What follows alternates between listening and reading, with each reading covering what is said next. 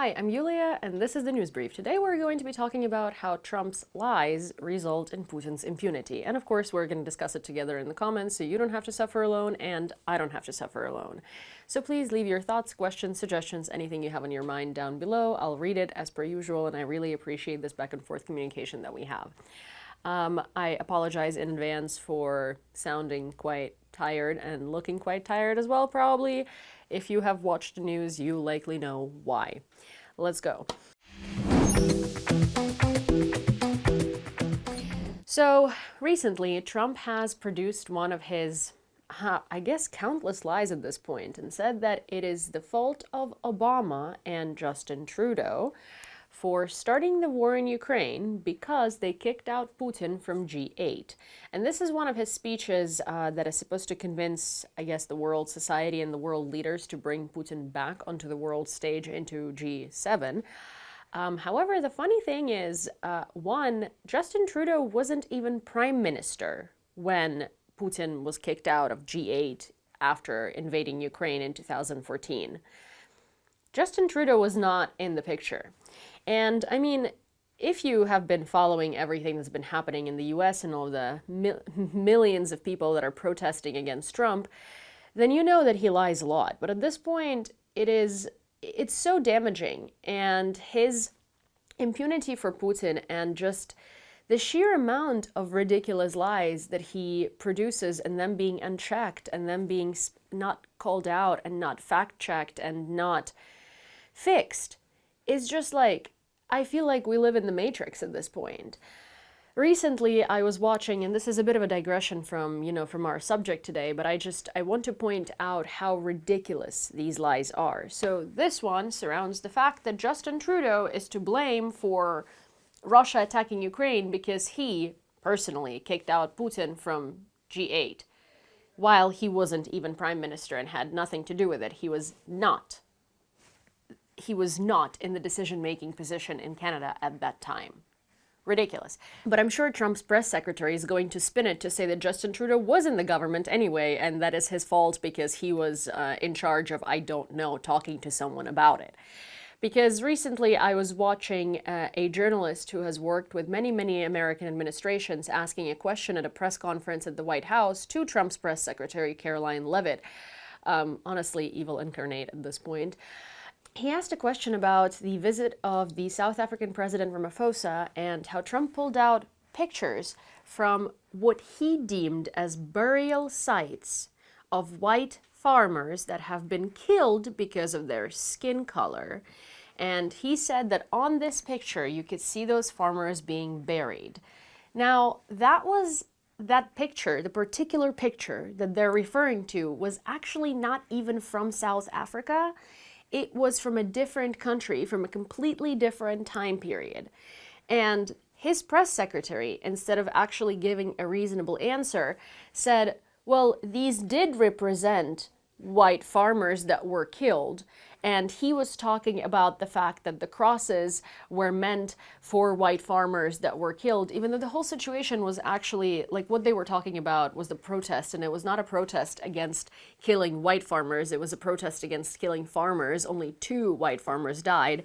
Not that only is, an excuse by any means, but it's not like it's an actual genocide issue that's happening in South Africa. If anything, Black South Africans face a lot more scrutiny and a lot more discrimination and a lot more apartheid still.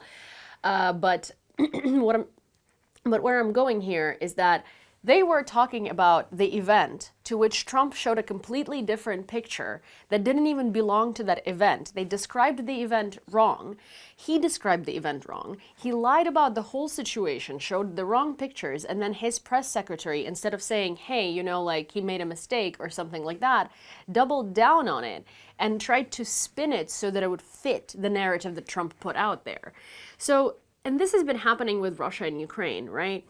And the reason why I'm bringing this up, which you might think is unrelated, is because Trump saying things like, oh, it's actually Justin Trudeau's fault, or oh, it's someone else's fault, oh, it's NATO's fault, oh, it's Obama's fault, it's Biden's fault, it's whoever's fault, not Putin, gives Putin an understanding that no matter what he does, Trump is going to do what his press secretary does for him and spin it so that it's actually favorable to Putin and he's going to go unpunished. So that gives him the opportunity and not even the opportunity, but that gives him the gall to continue bombing Ukraine and the gall to continue doing completely atrocious, inhumane things here, knowing that he's going to get away with them. One of those completely atrocious, inhumane things was last night. We had about over 30 missiles and over 400 drones launched at Odessa and Kyiv and some other cities in Ukraine, but predominantly it was at Kyiv and then next was Odessa. From about midnight to 7:30 or actually maybe even 9 a.m., the air raid lasted 11 hours and over 100 people were injured and 15 people have been confirmed dead. There were drones and missiles flying into civilian buildings, into critical infrastructure, obviously into the same objects as Putin always sends them, right? But normally, when Putin does that, they at least try to pretend like, oh, the drone lost control and it was actually targeting a military infrastructure complex, but, you know, the Ukrainian air defense took it down and that's why it landed on a civilian building. Or like, oh, this missile was actually targeting an unexistent military production site near a kindergarten. This time, you can see videos on the internet of a drone flying straight into a civilian residential high-rise building. And you can spin it. And they're not even trying to spin it because they don't care to spin it anymore. They don't need to. Trump is going to spin that for them. And Caroline Leavitt is going to work after hours to spin it for him. So we see a video of a building that folded because a missile hit it. It was a building of, I believe, over 10 floors and only 1.5 is left, and that's a generous description because really there's just rubble on top of it. There is a famous Ukrainian sous chef who was on a bunch of TV shows, you know, like kind of MasterChef Ukraine stuff. She was a producer there. She used to be a producer there. She also worked at a lot of famous restaurants, and she's generally like a big name in the restaurant community here in Kyiv. She was in that building and she was injured, and now she's in the ICU in a hospital and she's on life support and they're fighting for her life. So we don't know what's going to happen there, but there are countless fundraisers for her family and for her care in order to bring her back to, to life, literally. And that's just one example. Another building, we saw a video of a drone quite literally flying straight into it. And it destroyed a whole wing of the building. It just exploded. It flew straight into an apartment and exploded. And if you think that only that apartment, suffered, then you're quite naive because that's not how drone explosions work. That building has suffered tremendously as well. And during this attack, one person that died was Glenn Grandy Frederick, who is an American citizen who's 62 years old.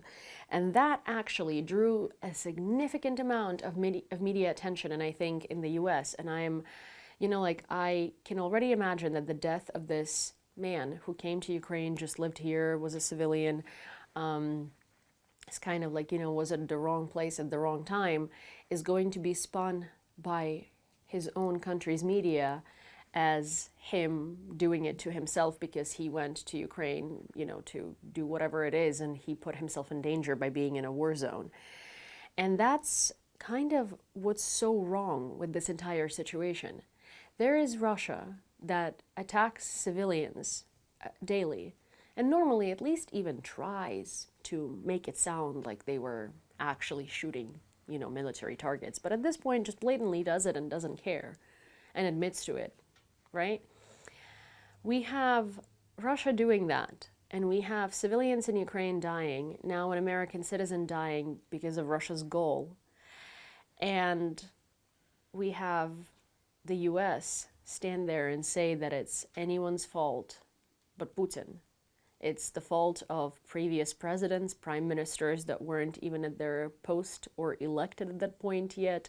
It's the fault of international defense organizations. It's the fault of the European Union. It's the fault of absolutely everyone, except for the person in the country that's actually committing these atrocities, while no one strikes back, right? So you can't even use these excuses because Russia is, sitting there unpunished. Nothing's really happening in Russia. Yes, Ukraine had a couple of successful operations on actual military infrastructure, and no one suffered any casualties or fatalities because we weren't targeting civilians. So Russia is just getting cruder and cruder every day and emboldened every day because of the American administration, their lies and their actions. And I guess one of the other absolutely vile things that it resulted in is I recently saw that Russia offered to exchange kidnapped Ukrainian children. So they have now fully admitted to having kidnapped Ukrainian children, right? For the soldiers that Ukraine took as prisoners of war.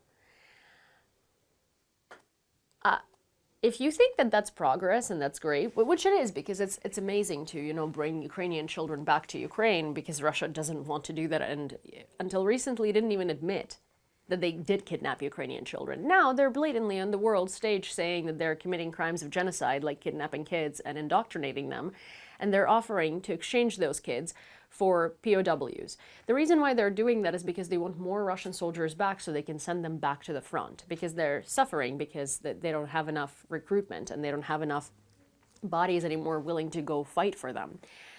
And it's very evident from them recruiting soldiers from other countries. But let me backtrack again. Russia admits on the world stage that they have kidnapped numerous Ukrainian children, and they want to exchange those Ukrainian children that they kidnapped, a crime of genocide again, for prisoners of war.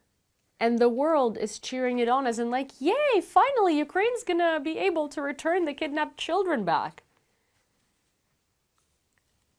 I think the larger issue is that, great, we now have proof that Russia has kidnapped Ukrainian children. How is this a normal exchange? Prisoners of war, people who came to commit atrocities, for children who were kidnapped. Those children should be returned to Ukraine just because Russia has admitted to having kidnapped them. And of course, the American administration isn't even talking about it on TV or anywhere else, because why? No need to, right? It's just, it doesn't fit with the narrative of blaming Trudeau and Obama for everything. However, when it comes to Israel and Israel striking Iran, or the absolutely horrific conflict that's a war that's been happening there, Trump consistently keeps cheering on Israel, saying that Israel is doing a fantastic job and more is to come, and that the US is happy to help and ready to help. Yeah, we have that. And while Ukrainians are obviously very happy that nuclear facilities, drone facilities, and missile facilities are being destroyed in Iran by Israel, because Iran supplies those to Russia, so that inadvertently helps us, it's where is that energy when it comes to actually punishing Russia? When it comes to punishing Iran, it's there. When it comes to punishing Russia, we get lies and just frankly a circus of defending those lies. Unfortunately, that's all I have for you for today. Thank you for listening. I hope you enjoyed this episode in a very twisted way, because obviously there is nothing to enjoy about those words. But if you would like to stay informed and you would like to see more briefs like this, please don't forget to follow this channel, turn on all of your notifications, send this video to a friend, give it a like, and of course, comment your thoughts, questions, suggestions, or maybe something that you might want to hear about in the next episodes, and I'll be sure to read it, and I'll see you next time.